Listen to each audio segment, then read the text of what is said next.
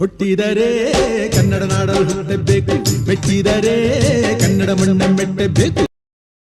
ನಮಸ್ಕಾರ, ಎಲ್ಲರಿಗೂ ಸ್ವಾಗತ. ಹೊಸ ದೆವ್ವದ ಕಥೆಯೊಂದಿಗೆ ಎಲ್ಲರೂ ಚೆನ್ನಾಗಿದ್ದೀರಾ ಅಂತ ಅಂದ್ಕೊಂಡಿದ್ದೀನಿ. ಈ ಒಂದು ಕಥೆ ಆ್ಯಕ್ಚುಲಿ ಆಗಿರೋದ್ಬಿಟ್ಟು ಶಿವಮೊಗ್ಗದ ಹುರಿಸೇಪುರ ಅಂತ ಹೇಳಿ. ಸೊ ಇದು ಶಿವಮೊಗ್ಗದಿಂದ ಸ್ವಲ್ಪ ದೂರ, ಬಟ್ ಆದರೂ ಶಿವಮೊಗ್ಗ ಡಿಸ್ಟ್ರಿಕ್ಗೆ ಸೇರಿಕೊಳ್ಳುವಂತಹ ಒಂದು ಊರು, ಒಂದು ಸಣ್ಣ ಹಳ್ಳಿ ಅಂತ ಹೇಳಿದ್ರು ತಪ್ಪೇನಿಲ್ಲ. ಸೊ ಆ ಒಂದು ಊರಲ್ಲಿ ನಡೆದಿರುವಂತಹ ಒಂದು ಸತ್ಯ ಘಟನೆ. ಈ ಒಂದು ಘಟನೆ ನಮಗೆ ತಿಳಿಸ್ಕೊಟ್ಟಿರೋ ಹೆಸರು ಬಂದ್ಬಿಟ್ಟು ದರ್ಶನ್ ಅಂತ. ಸೊ ಇವರು ಮೂಲತಃ ಅದೇ ಊರಿನವರೇನೆ. ಸೊ ಇನ್ಫ್ಯಾಕ್ಟ್ ಇದು ಇವರ ತಂದೆ ಹಾಗೂ ತಾಯಿ ಹಾಗೂ ಅವರ ಅಣ್ಣ, 3 ಜನ ಮನೆಯಲ್ಲೇ, ಇವರು ಕೂಡ ಆ ಟೈಮಲ್ಲಿ ಮನೆಯಲ್ಲೇ ಇದ್ದರು. ಸೊ ಆವಾಗ ಆಗಿರುವಂತಹ ಒಂದು ಘಟನೆ ಅಂತಲೇ ಹೇಳ್ಬೋದು. ಸೊ ಈ ಒಂದು ಹುರಿಸೆ ಹಳ್ಳಿ ಏನಿದೆ, ಇದು ಒಂಥರ ಚಿಕ್ಕ ಊರು ಅಂತಲೇ ಹೇಳ್ಬೋದು. ಸೊ ಈ ಒಂದು ಊರಿನ ಆಚೆಗೆ ಬೇರೆ ಯಾವ ಊರು ಕೂಡ ಸಿಗೋದಿಲ್ಲ. ಇನ್ನೂ ಒಂದು ಸುಮಾರು 2ರಿಂದ 3 ಅಥವಾ ಒಂದು 5 ಕಿಲೋಮೀಟ್ರ್ ದೂರದವರೆಗೂ ಯಾವ ಒಂದು ಊರು ಕೂಡ ಸಿಗೋದಿಲ್ಲ. ಸೊ ಆದ ಕಾರಣ ಇವರ ಊರೇನಿತ್ತು, ಇದು ಒಂಥರ ಕೊನೆಯ ಊರು ಅಂತಲೇ ಹೇಳ್ಬೋದು. ಹಾಗೆ ಈ ಒಂದು ಊರಲ್ಲಿ ಸುಮಾರು ಒಂದು 15ರಿಂದ 16 ಮನೆಗಳು ಅಷ್ಟೇ ಇರುವಂಥದ್ದು. ಸೊ ಅದರಲ್ಲಿ ಇವರ ಮನೆ ಬಂದ್ಬಿಟ್ಟು ಆ ಒಂದು ಊರಿನ ಕೊನೆಯ ಬೀದಿಯ ಕೊನೆಯ ಮನೆ ಅಂತಲೇ ಹೇಳ್ಬೋದು. ಸೊ ಆ ಒಂದು ಮನೆಯಿಂದ ಆ ಕಡೆ ಈ ಗದ್ದೆ, ಜಮೀನು ಅಥವಾ ತೋಟ ಮಾಡ್ಕೊಂಡಿರ್ತಾರಲ್ಲ, ಸೊ ಅದು ಶುರು ಆಗುವಂಥದ್ದು. ಇವರ ಮನೆ ಕೊನೆಯದಾಗಿತ್ತು. ಹಾಗೆ ಇವರ ಮನೆ ಪಕ್ಕ ಇರುವಂತಹ ಜಮೀನು, ತೋಟ ಎಲ್ಲ ಇವ್ರಿಗೆ ಸೇರಿರುವಂಥದ್ದು.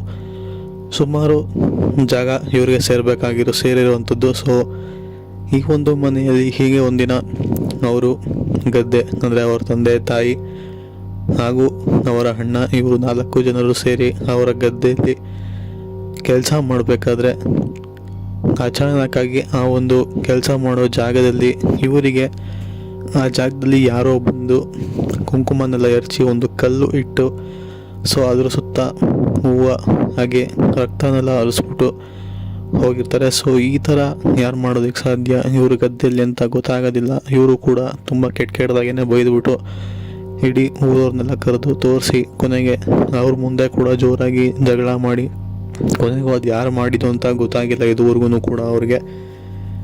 ಸರಿ, ಯಾರೋ ಮಾಡಿಬಿಟ್ಟು ಹೋಗ್ಬಿಟ್ಟಿದ್ದಾರೆ ಬಿಡು ಅಂತ ಹೇಳಿ ಇವರು ಕೂಡ ಅದಕ್ಕೆ ಮಣ್ಣಾಕಿ ಮುಚ್ಚಿಬಿಟ್ರು. ಅದಕ್ಕೆ ಪೂಜೆ ಗೀಜಂತೇನೂ ಕೂಡ ಮಾಡಿಸಿರೋದಿಲ್ಲ ಇವರು. ಇದಾದ ಕಾರಣ ಅದೇ ಸ್ವಲ್ಪ ದಿನಗಳು ಕಳೀತಾ ಅವ್ರ ಮನೆಯಲ್ಲಿ ಇದ್ದಕ್ಕಿದ್ದಂಗೆ ಒಬ್ಬೊಬ್ಬರಾಗಿ ಹುಷಾರು ತಪ್ಪೋದಕ್ಕೆ ಶುರು ಆಗ್ತಾರೆ. ಸರಿ, ಒಬ್ಬರು ಸರಿ ಹೋದ್ರು ಅನ್ನೋ ಅಷ್ಟರಲ್ಲಿ ಮತ್ತೊಬ್ಬರು ಹುಷಾರು ತಪ್ತಾರೆ, ಮತ್ತು ಅವ್ರು ಸರಿ ಹೋದ್ರು ಅನ್ನೋ ಇನ್ನೊಬ್ಬರು, ಇದೇ ಥರ ಆಗ್ತಿರುತ್ತೆ. ಅದಾದಮೇಲೆ ಸ್ವಲ್ಪ ಸಮಯ ಕಳೆದ ನಂತರ ಇವ್ರದ್ದು ಕೊನೆ ಮನೆ ಆಗಿದ್ದ ಕಾರಣ ಅವಾಗವಾಗ ಇವರ ಮನೆ ಹಿಂದೆಗಡೆ ಯಾರೋ ಓಡಾಡ್ತಿರೋ ಥರ ಗೆಜ್ಜೆ ಸೌಂಡು, ಹಾಗೆ ಜೋರಾಗಿ ಅಳೋ ಥರ, ಈ ಥರದ ಶಬ್ದ ಅವ್ರಿಗೆ ಕೇಳಿ ಬರ್ತಿರುತ್ತೆ. ಸರಿ, ಇವರು ಕೂಡ ಯಾವುದೋ ಬೆಕ್ಕಿರ್ಬೋದೇನೋ, ಇಲ್ಲ ಮೋಸ್ಟ್ಲಿ ಯಾರೋ ಸುತ್ತಮುತ್ತನೇ ಓಡಾಡ್ತಿರುವಂತಹ ವ್ಯಕ್ತಿ ಇರ್ಬೋದೇನೋ ಅಂತ ಹೇಳಿ ಆ ಕ್ಷಣಕ್ಕೆ ಗಾಬರಿ ಬಿದ್ದು ಕೊನೆಗೆ ಅವ್ರ ತಂದೆ ಆಚೆ ಕಡೆ ಎದ್ದು ಬಂದು ನೋಡ್ತಾರೆ. ಅಲ್ಲಿ ಯಾರು ಕೂಡ ಇರೋದಿಲ್ಲ. ಸರಿ, ಯಾರೂ ಇಲ್ವಲ್ಲ, ಈ ಶಬ್ದ ಎಲ್ಲಿಂದ ಬಂತು ಅಂತ ಹೇಳಿ ಸುಮ್ಮಾಗ್ತಾರೆ. ಮತ್ತೊಮ್ಮೆ ಯಾರೋ ಜೋರಾಗಿ ಅಳ್ತಿರೋ ಥರ ಶಬ್ದ ಆಗುತ್ತೆ. ಸರಿ ಅಂತ ಹೇಳಿ ಮತ್ತೊಮ್ಮೆ ಈ ಸಲ ಅವರ ತಾಯಿನೂ ಕೂಡ ಎದ್ದು ಬಂದು ಅವ್ರ ತಂದೆ ಜೊತೆ ಆಚೆ ಕಡೆ ನೋಡ್ತಾರೆ. ಏನೂ ಕೂಡ ಕಾಣಿಸೋದಿಲ್ಲ. ಅದಾದಮೇಲೆ ಇಬ್ಬರು ಕೂಡ ಒಳಗೋಗ್ತಾರೆ. ಯಾವುದೋ ಬೆಕ್ಕಿರ್ಬೇಕೇನೋ ಬಿಡು ಅಂತ ಹೇಳಿ ಸುಮ್ಮನಾಗ್ತಾರೆ. ಸರಿ ಅಂತ ಹೇಳಿ ಮತ್ತೊಮ್ಮೆ ಗೆಜ್ಜೆ ಸೌಂಡ್ ಅವ್ರಿಗೆ ಕೇಳಿ ಬರುತ್ತೆ. ಆದರೆ ಈ ಸಲ ಗೆಜ್ಜೆ ಸೌಂಡ್ ಕೇಳಿ ಬಂದಿದ್ದರಿಂದ ಮನೆಯಲ್ಲಿದ್ದ ಎಲ್ಲರೂ ಕೂಡ ಆಚೆ ಬರ್ತಾರೆ, ಎಕ್ಸೆಪ್ಟ್ ಇವ್ರನ್ನ ದರ್ಶನ್ನ ಬಿಟ್ಟು. ಯಾಕೆಂತಂದರೆ ಇವರು ಚಿಕ್ಕವರಾಗಿದ್ದರು ಆಗಿನ್ನು. ಸೊ ಇವ್ರನ್ನ ಆಚೆ ಕಡೆ ಕರೆದಿರಲಿಲ್ಲ. ಸೊ ಅವರಣ್ಣ, ಅವರಪ್ಪ, ಅವರಮ್ಮ 3 ಜನನೂ ಕೂಡ ಆಚೆ ಕಡೆ ಬರ್ತಾರೆ. ಸರಿ ಅಂತ ಹೇಳಿ ಬಂದು ಕೊನೆ ಮನೆ ಆಗಿದ್ದರಿಂದ ತೋಟದೊಳಗಡೆ ಹೋಗೋದಕ್ಕೆ ಭಯ ಆಗ್ತಿರುತ್ತೆ. ಆದರೂ ಕೂಡ ಧೈರ್ಯ ಮಾಡಿಕೊಂಡು ಮನೆಯಿಂದ ಆಚೆ ಬಂದು ಟಾರ್ಚ್ ಎತ್ಕೊಂಡು ಹೀಗೆ ತೋಟದಲ್ಲೆಲ್ಲ ಹುಡುಕ್ಬೇಕಾದ್ರೆ ಅಲ್ಲಿ ಒಂದು ತೆಂಗಿನ ಮರ ಕಾಣಿಸ್ಬರುತ್ತೆ. ಆ ಒಂದು ತೆಂಗಿನ ಮರಕ್ಕೆ ಇವರು ಲೈಟ್ ಬಿಟ್ಟು ನೋಡಿದಾಗ, ಸೊ ಅಲ್ಲಿ ಅವ್ರಿಗೆ ಕಾಣುವಂಥದ್ದು ಯಾವುದೋ ಒಂದು ಕಪ್ಪಾದಂತಹ ನೆರಳು. ಆ ನೆರಳು ಹೆಂಗೆ ಕೂತಿತ್ತು ಅಂತ ಅಂದರೆ ಆ ಕ್ಷಣನ ಅವ್ರ ತಾಯಿ ಅಲ್ಲೇ ತಲೆ ಸುತ್ತ ಬೀಳ್ತಾರೆ. ಅವರ ತಂದೆ ಅವರ ತಾಯಿನ ಎತ್ಕೊಂಡೋಗಿ ಮನೆ ಒಳಗಡೆ ಮಲಗಿಸಿ, ಅದಾದಮೇಲೆ ಆಚೆ ಕಡೆ ಬಂದು ತಿರ್ಗಾ ಮರಕ್ಕೆ ಲೈಟ್ ಬಿಟ್ಟು ನೋಡಿದಾಗ, ಸೊ ಆ ಒಂದು ಮರದಲ್ಲಿ ಏನೂ ಸಹ ಕಾಣಿಸೋದಿಲ್ಲ. ಇಲ್ಲಿ ಯಾಕೋ ಸರಿ ಗೊತ್ತಿಲ್ಲ, ಆ ಪೂಜೆ ಮಾಡಿಸಿರೋದನ್ನ ಏನೋ ಆಗ್ತಿರ್ಬೋದು ಅಂತ ಹೇಳಿ ಬೆಳಗ್ಗೆ ಎದ್ದು ಒಂದು ಪೂಜೆ ಮಾಡುವಂಥವ್ರನ್ನ ಕರ್ಕೊಂಬಂದು ಆ ಒಂದು ಜಾಗಕ್ಕೆ ಎಲ್ಲಿ ಇವರು ಆ ರಕ್ತ ಹಾಗೆ ಕುಂಕುಮ ಚೆಲ್ಲಿದಲ್ಲ ಆ ಒಂದು ಜಾಗಕ್ಕೆ ಕರ್ಕೊಂಡೋಗಿ ತೋರಿಸ್ತಾರೆ. ಸೊ ಆವಾಗ ಅವ್ರಿಗೆ ಗೊತ್ತಾಗುವಂಥದ್ದು ಇಲ್ಲಿ ಆ ಒಂದು ಮನೆ ಸುತ್ತಮುತ್ತ ಅವ್ರಿಗೆ ಮಾಟ ಮಂತ್ರ ಮಾಡಿಸಿರೋವಂಥದ್ದು, ಹಾಗೆ ಕೆಟ್ಟ ಶಕ್ತಿನ ಕರ್ಕೊಂಬಂದು ಅಲ್ಲಿ ಇವ್ರಿಗೆ ತೊಂದರೆ ಮಾಡೋಕ್ಕೆ ಅಂತ ಹೇಳಿ ಬಿಟ್ಟು ಹೋಗಿರೋವಂಥದ್ದು.